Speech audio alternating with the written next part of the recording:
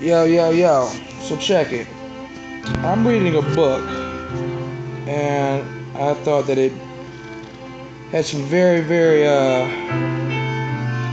accurate, just concise, and overall, just straight to the point, factual, if that matters, or a factual or definitive perspective, or a way to look at the black woman. First off, let me say that this is not, some angry black man rant or some dude who's scorned by his mother, who hates his mother, or nothing like that. This is not that. This is just a perspective. As to what book this is, it really doesn't matter because people, whatever. I'm more concerned with the message and not concerned with the messenger. So if you want to know what book it is, you can inbox me and I, give you the whatever.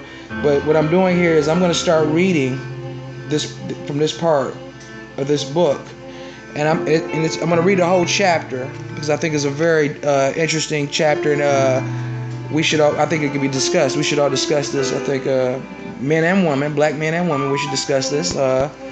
Those who ain't scared, and those who are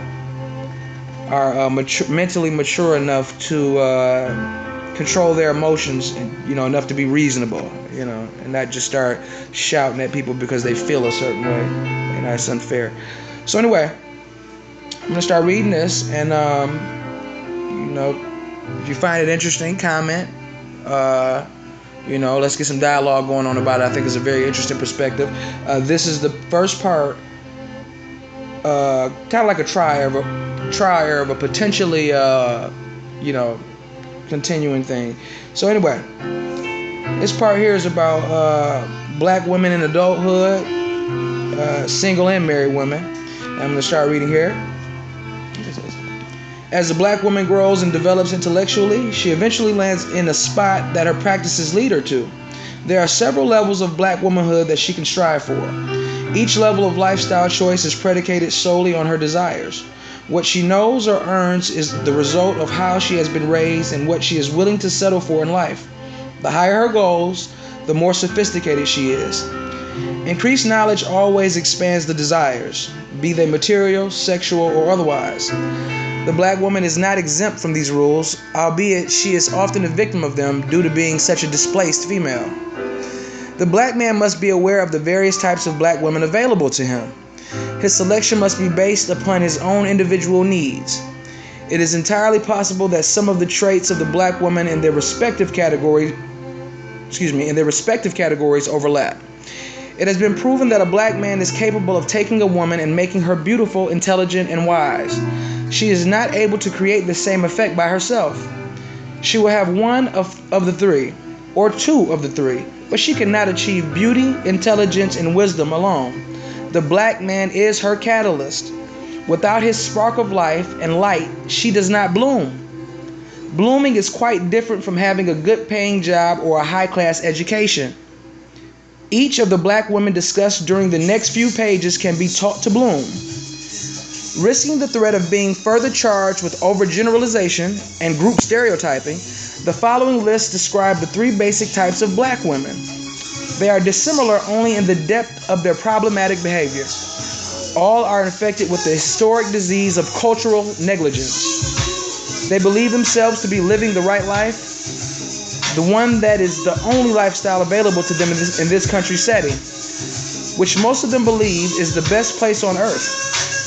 Far be it from their considerations to take steps to improve their psychological conditions because they ironically do not know they are out of sync with their natural role in the universe, even though across the board they are not happy.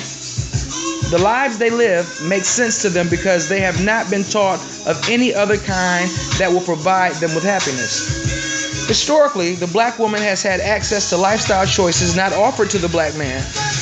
He is not tolerated in showing moodiness, fickleness, or pettiness. The aforementioned emotional personality traits are indigenous to the black female gender. To describe these separate groups of black women, the use of colloquial language may seem derogatory or insulting.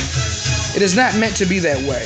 The special language is ethnically specific and recognizable to the learned and unlearned black man. The terminology is not meant to be humorous either. There are no age limitations on the characteristics of these women. The three types are predictably: number one, the lower grade; number two, the average; number three, the high class.